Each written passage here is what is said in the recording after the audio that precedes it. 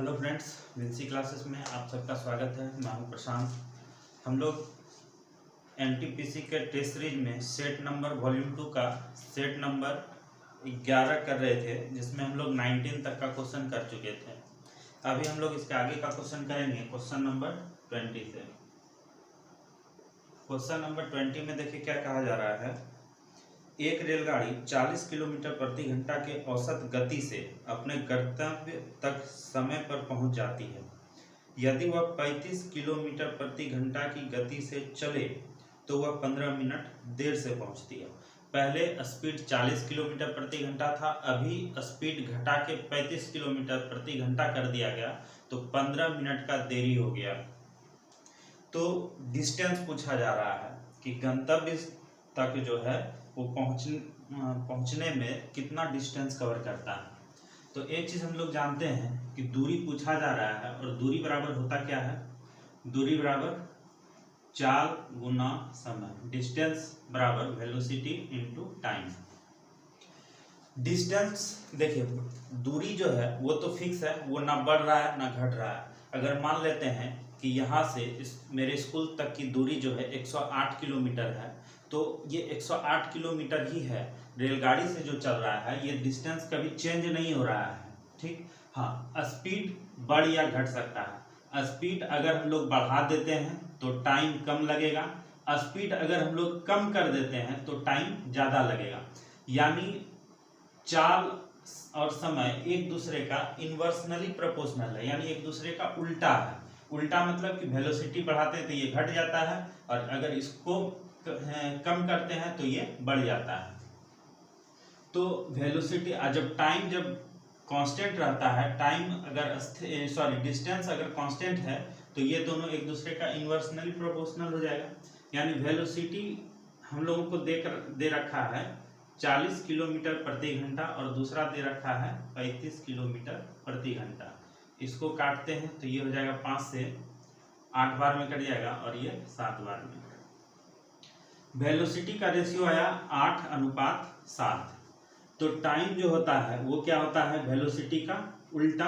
तो वेलोसिटी का अगर उल्टा है तो अगर वेलोसिटी 8:7 है तो ये कितना हो जाएगा, 7:8, ठीक। समय का रेशियो हो गया 7 और 8। समय ज़्यादा कितना लग रहा है, तो यहाँ पे देखते हैं यूनिट में 1 यूनिट समय ज़्यादा लगता है अगर वेलोसिटी को कम करते हैं। पहले वेलोसिटी 40 था, अभी 35 है, तो अगर वेलोसिटी को कम करते हैं तो समय क्या होता है, 1 यूनिट ज़्यादा लग रहा है। 1 यूनिट समय ज़्यादा लग रहा है, लेकिन रियल में क्वेश्चन में देखिए तो क्वेश्चन में लिखा हुआ है कि नहीं, 15 मिनट ज़्यादा लग रहा है। यानी 1 यूनिट का वैल्यू हो गया कितना, 15 मिनट। तो 7 यूनिट का वैल्यू कितना हो जाएगा, 105 मिनट। और 8 यूनिट का वैल्यू कितना हो जाएगा, तो 15 × 120, यानी 120 मिनट। अब देखिए, वेलोसिटी आपको पता है, क्वेश्चन में पहले दे रखा है, और समय आपने निकाल लिया, और चाल और समय के गुणनफल को ही तो डिस्टेंस कहते हैं। दूरी हम लोगों से पूछा जा रहा है, यानी दूरी बराबर होता है चाल गुना समय। अगर चाल हम इसको मान लेते हैं 40, तो समय 105 मिनट गुना 105, और ये किलोमीटर प्रति घंटा में है, तो इसको जो है घंटा में बदलेंगे। 105 मिनट को घंटा में बदलने के लिए 60 से डिवाइड करेंगे, कितना हो जाएगा, ये और ये कट जाएगा, 2 दूनी 4, 2 तिया 6, 3 से इसको काटेंगे, 3 तिया 9, 3 पचे 15, 35 दूनी 70, यानी डिस्टेंस हो गया 70 किलोमीटर। ये हो जाएगा आपका आंसर। ऑप्शन देखिए, तो ऑप्शन नंबर सी। आप इससे भी सॉल्व कर सकते हैं, 35 गुना 120, और इसको घंटा में बदलिए, इसको भी सॉल्व कीजिएगा तो 70 किलोमीटर ही आएगा।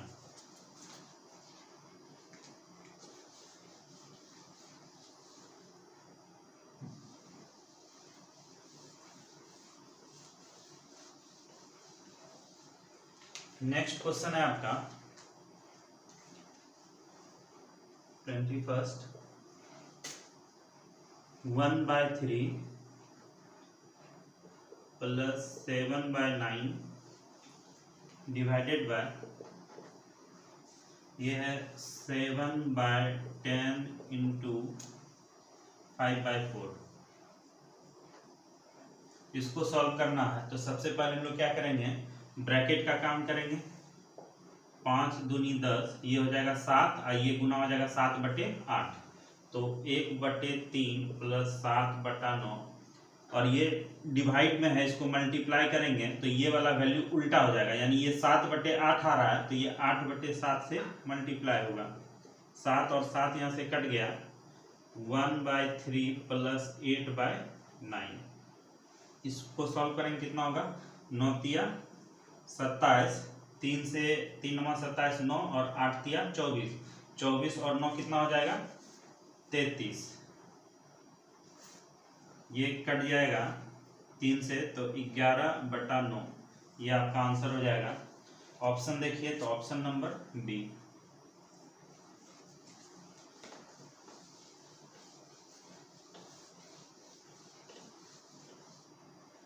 नेक्स्ट क्वेश्चन है क्वेश्चन नंबर 22 नंबर क्वेश्चन में कहा जा रहा है कि दो धनात्मक संख्याओं के वर्गों का योग 100 है। धनात्मक संख्या के वर्गों का योग 100 है। मान लेते हैं जो धनात्मक संख्या है, एक x है और एक y है, इनके वर्गों का योग, इन दोनों का वर्ग और इसका योग, ये बराबर है किसके, 100 के। और वर्गों के अंतर 28 है, तो दोनों संख्याओं का योग क्या होगा। इनका वर्गों का अंतर जो है x² माइनस y² बराबर 28 दे रखा है, और पूछा जा रहा है संख्याओं का योग यानी x प्लस y बराबर कितना होगा। इसको सॉल्व कर लीजिए, ये हो जाएगा कितना 2x², इसको माइनस करेंगे तो ये हो जाएगा 4 6 64, 2 से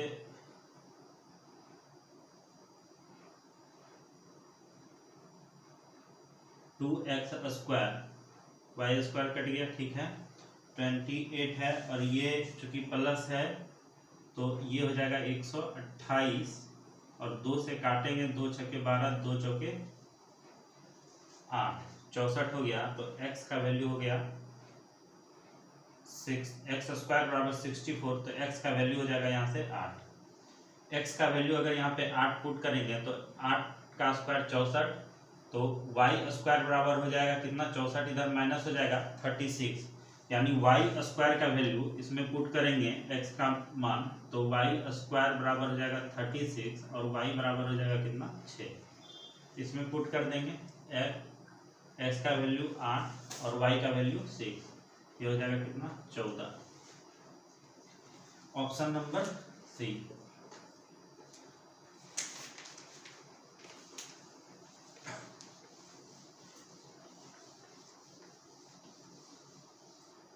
नेक्स्ट क्वेश्चन है आपका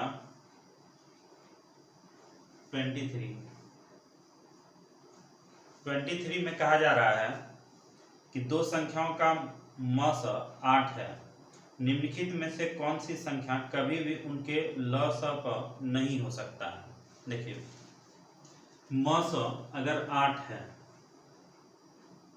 मस अगर 8 है तो लस ये जो होगा, ये क्या होगा कि इसके साथ चाहे जो भी संख्या मस है, इसको मान लेते हैं a, ठीक, तो इसके साथ कुछ भी रहे a तो गुना होगा ही, a के साथ अब कुछ भी m n q कुछ भी रहे, ठीक है, उससे मतलब नहीं है, ये मस का गुणज होगा ही होगा, ये फिक्स है। मतलब अगर ये 8 है तो इसमें ये परिणाम इसका चाहे जो भी आए, ठीक है, लेकिन ये 8 का मल्टीपल इस पूरे में 8 गुना किया हुआ होगा, यानी ये 8 का गुणज होगा, 8 का गुणज होगा। तो इसमें हम लोग ऑप्शन में देखेंगे कि कौन सा ऑप्शन है जो इसमें क्वेश्चन में पूछा जा रहा है कि कौन सा नहीं है, लॉस ऑफ पावर नहीं हो सकता है ऑप्शन में। तो हमारे पास 4 ऑप्शन दे रखा है। पहला है 24, ये देखिए 8 का गुणज है, 8 का पहाड़ा में 24 आता है क्या, आता है, यानी 8 का गुणज जो है 24 है, तो ये मौसम हो सकता है, ये होगा। दूसरा अगर देखिए तो दूसरा ऑप्शन है क्या दिया हुआ 48, ये भी 8 का गुणज है। उसके बाद है आपका 56, 8 7 56, ये भी 8 का गुणज है, ये भी हो सकता है लॉस। चौथा ऑप्शन देखिए तो ऑप्शन डी में दिया हुआ है 60। 60 में देखिए तो 8 का गुणज है क्या, 8 के पहाड़ा में 60 आता है, नहीं आता है, तो ये हमारा आंसर हो जाएगा, ये इसका लॉसन नहीं हो सकता है।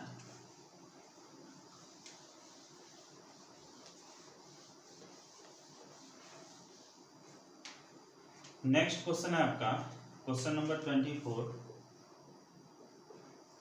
24 में कहा जा रहा है a plus 1/a plus 2 equal to 0। a plus 1/a plus 2 equal to 0। Value पूछा जा रहा है a पे पावर है 37 माइनस 1/a पे पावर 10, इसका वैल्यू हमें निकालना है। देखिए अगर a का मान ये क्या हो जाएगा, a प्लस 1/a बराबर -2। यदि a का वैल्यू अगर हम लोग -1 इसमें रखते हैं तो ये क्या होगा, -1 प्लस 1/a का वैल्यू -1, ठीक, तो -1 और ये प्लस माइनस माइनस हो जाएगा, -1 यानी -2, यानी a का वैल्यू जो है इस इक्वेशन को सेटिस्फाई कर रहा है। तो a का वैल्यू हम लोग यहाँ पे पुट कर देंगे -1, तो -1 पे पावर 37 -1 पे पावर 100। अब देखिए अगर ये जो पावर है ये अगर विषम है तो जो बेस है, आधार है, वो जैसा है वैसा ही रहेगा, यानी -1 है तो -1 ही रहेगा माइनस। अब यहाँ पर है 1 डिवाइडेड बाय -1 पे पावर है सम संख्या, तो ये जो निगेटिव नंबर है ये पॉजिटिव में चेंज हो जाएगा, यानी ये हो जाएगा 1। अब देखिए यहाँ पे माइनस है और यहाँ पर ये पॉजिटिव हो गया -1, तो -1 और ये हो जाएगा -1 इक्वल टू -2। तो ये हमारा आंसर हो जाएगा, ऑप्शन देखिए तो option number B.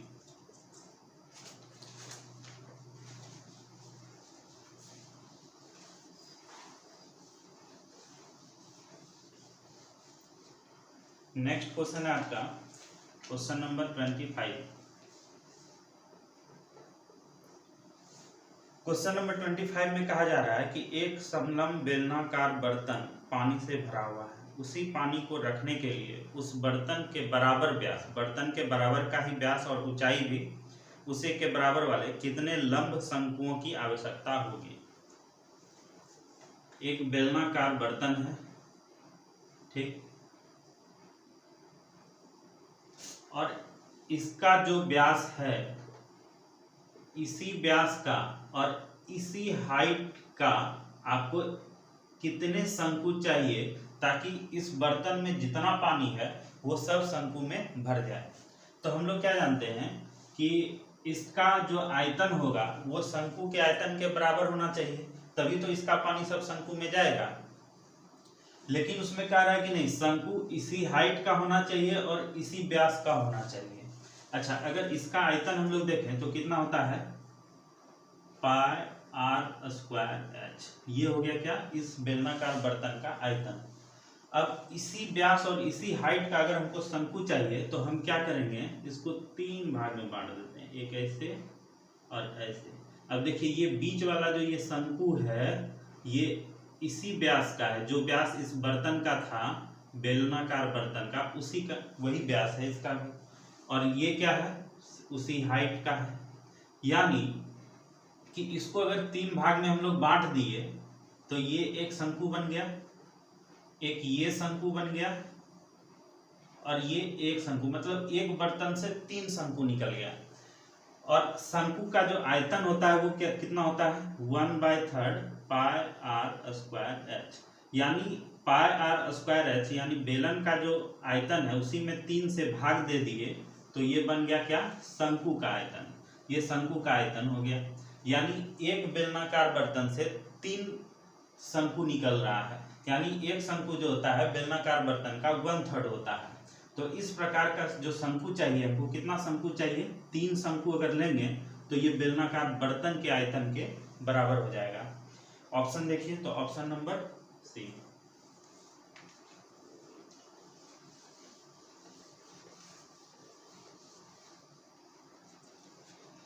Next question है आपका क्वेश्चन नंबर 26।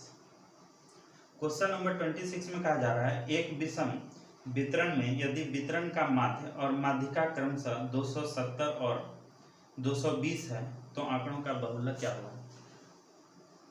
बहुलक बराबर जो फॉर्मूला होता है क्या होता है कि तीन माध्यिका में दो माध्य घटा दीजिए, तीन माध्यिका में दो बहुलक अगर हम लोग माइनस कर देंगे तो दो माध्य अगर हम लोग माइनस कर देंगे तो वो बहुलक निकल जाएगा। माध्यिका कितना है 3 गुना माध्यिका दे रखा है 220 माइनस 2 गुना माध्य है कितना 270, ये हो जाएगा 660 माइनस 540 120 हमारा आंसर हो जाएगा। ऑप्शन देखिए तो option number A.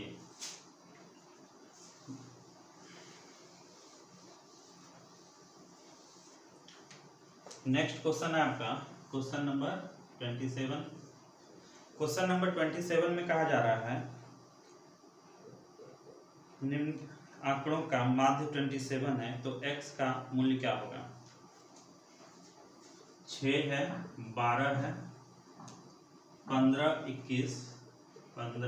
21 2x + 1 3x - 11 30 31 35 और 42, ये 35 और ये 42। देखिए एक चीज गौर कीजिए, ये सब जो है सब इंक्रीजिंग ऑर्डर में है। 6 है 12 है 15 है 21 है, इधर देखिए 30 है 31 है 35 है 42 है, यानी सब जो है बढ़ते क्रम में दिया गया है। और इसका जो है माध्य दे रखा है माध्यिका दे रखा है 27। अच्छा माध्यिका अगर 27 है, माध्यिका मतलब क्या बीच वाला, तो यहाँ पे सबसे पहले गिनते हैं इसको तो 1 2 3 4 5 6 7 8 9 10 10 है, सम संख्या है तो सम संख्या रहता है तो हम लोग क्या करते हैं कि 10 है तो उसको 2 से डिवाइड कर देते हैं, कितना आया 5 है। अगर ये सम संख्या आ रहा है, अगर ये टोटल सम संख्या है तो हम लोग पांचवा प्लस छठा टर्म को लेते हैं और उसको 2 से डिवाइड कर देते हैं। तो पांचवा टर्म कौन सा है 2x + 1 यानी 2x + 1 और छठा टर्म 3x - 11 डिवाइडेड बाय 2 और इसका वैल्यू दे रखा है कितना 27। x का वैल्यू यहाँ से निकालना है, ये हो जाएगा 5x - 10 बराबर 54 और 5x बराबर ये हो जाएगा कितना 64। 5 से इसको डिवाइड करेंगे 12 पंचे 60 और 5 अट्ठे 40 यानी 12.8, ये हमारा आंसर हो जाएगा। ऑप्शन देखिए तो ऑप्शन नंबर सी।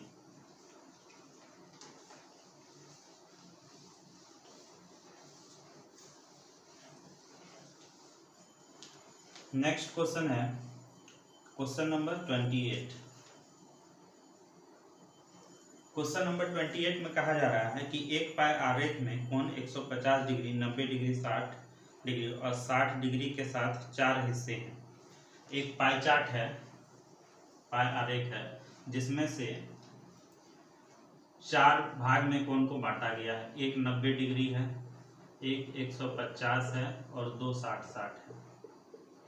ठीक, अब क्वेश्चन में कहा जा रहा है दिए गए पाई आरेख में कोण 60 वाले हिस्से को हटाकर एक नया पाई आरेख बनाया जाता है तो नए पाई आरेख में क्या होगा। यानी इन सब का यहाँ पर जो है एक 60 डिग्री का कोण हटा करके एक दूसरा पाई चार्ट बनाया जाता है। ठीक, तो अब इसमें बोला जाता है कि इसमें जो है नए पाई आरेख में क्या होगा। तो एक 60 डिग्री ये टोटल ऐड करते तो ये कितना हो जाएगा 360 डिग्री। पाई चार्ट कितना होता है, पाई चार्ट का टोटल सेंटर पे जो एंगल बनता है 360 डिग्री का बनता है।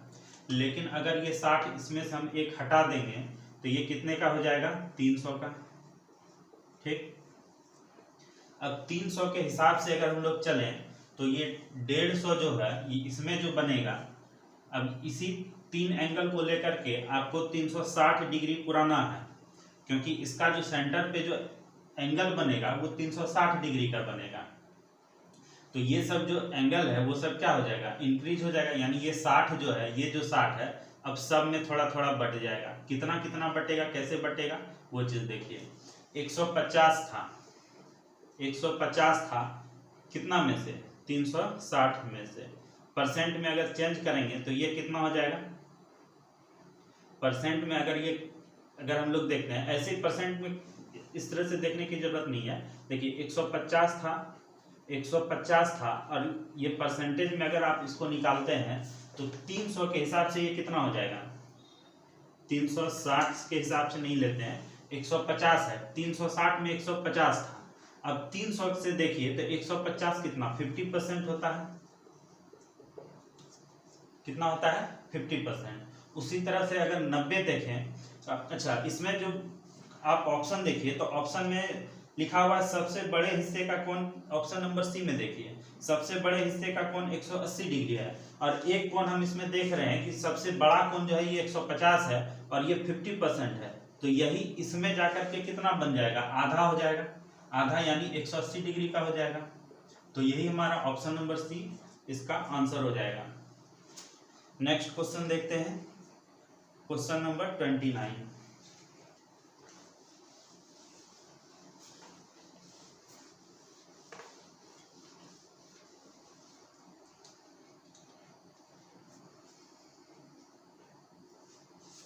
क्वेश्चन नंबर 29 में कहा जा रहा है 4a square plus 12ab plus 9b square divided by 2a plus 3b, इसका मान बताना है क्या होगा। एक चीज देखिए 2a का स्क्वायर करेंगे तो कितना होगा 4a स्क्वायर, यहाँ पर 3b का स्क्वायर करेंगे तो कितना होगा 9b स्क्वायर, और इसके साथ देखते हैं 2 इंटू इस 2a को और इस 3b को अगर मल्टीप्लाई करते हैं तो ये कितना हो जाएगा 12ab, यानी a square plus 2ab plus b square इस फॉर्मूला पे है। तो इसको जो है हम लोग लिख सकते हैं 2a प्लस 3b का होल स्क्वायर, इसको a मान लेते हैं, ये b मान लेते हैं, तो a प्लस b का होल स्क्वायर बराबर क्या हो जाएगा, तो इस फॉर्मूले पे सेट हो जा रहा है। अब बटे नीचे में क्या है 2a प्लस 3b, यहाँ पर देखिए 2a प्लस 3b का होल स्क्वायर है यानी ये वाला 2 बार है तो एक कट जाएगा तो बचा क्या सिर्फ एक, यानी 2a प्लस 3b, और ये हमारा आंसर होगा। ऑप्शन अगर देखिए तो option number B.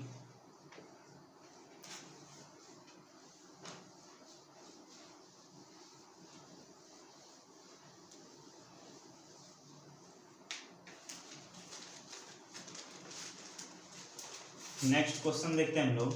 Next question है थीटा का मान क्या होगा जो cos theta plus tan theta बराबर 1 को संतुष्ट करता है। cos theta plus tan theta बराबर 1 को संतुष्ट करता है। तो हम लोग ऑप्शन से देख लेंगे कि ऑप्शन से मान इस पे रख करके देख लेते हैं कि कौन सा वैल्यू जो है 1 आ रहा है। पहला ऑप्शन देखिए 0 है, पहला ऑप्शन जो दे रखा है ये 0 डिग्री। cos 0 का मान कितना होता है, थीटा की जगह 0 डिग्री रखेंगे, cos 0 डिग्री अब प्लस tan 0 डिग्री। देख करके हम लोग इसको पुट करके वैल्यू देखेंगे कि एक आता है कि नहीं आता है। cos 0 डिग्री का मान कितना होता है 1, tan 0 डिग्री का मान कितना आता है 0, दोनों को ऐड करेंगे कितना आ जाएगा 1। इक्वेशन को सेटिस्फाई कर रहा है यानी पहला ऑप्शन ही हमारा आंसर होगा। तो ये सेट समाप्त हो चुका है। नेक्स्ट वीडियो में हम लोग इसका नेक्स्ट सेट नंबर 12 करेंगे। और एक चीज़ मैंने घटना चक्र स्टार्ट किया है तो मैंने देख रहा था यूट्यूब पे सर्च करके, तो बहुत सारे चैनल हैं जिन्होंने कि घटना चक्र में बहुत सारे चैप्टर्स करवा रखे हैं और वो लोग करवा रहे हैं। तो मैं सोच रहा हूँ कि इसको जो है घटना चक्र जैसा आप लोग सजेस्ट करेंगे कि घटना चक्र मुझे पढ़ाना है कि नहीं पढ़ाना है, क्योंकि टाइम बर्बाद करने से कोई फायदा है नहीं, बहुत सारे चैनल करवा रहे हैं तो वहाँ पर भी पढ़ सकते हैं। तो मैं सोच रहा था कि इसको जो है स्टॉप कर देते हैं घटना चक्र, और इसके बदले जो है इसके बदले ये इसी का हम लोग 1 और 2 कर चुके हैं। 2 में कुछ समय और लगेगा तो वॉल्यूम 2 भी कंप्लीट हो जाएगा, और इसके बाद ये वॉल्यूम 3 भी मार्केट में आ रखा है तो हम लोग वॉल्यूम 3 कर लेते हैं, ज़्यादा अच्छा रहेगा। 3 सेट हम लोगों का कंप्लीट हो जाएगा। तो बाद बाकी जैसा आप लोग सजेस्ट करेंगे वैसा ही करेंगे, और नहीं तो कोशिश करेंगे अगर व्यूज़ आएंगे तो कोशिश करेंगे कि दोनों जो है घटना चक्र का भी सॉल्व करें और इसको भी सॉल्व कर लें। तो जैसा आप लोग सजेस्ट करेंगे कमेंट में बताइएगा कि क्या करना है, उसके बाद हम लोग वीडियो को कंटिन्यू करेंगे। ठीक है, तो मिलते हैं हम लोग नेक्स्ट वीडियो में।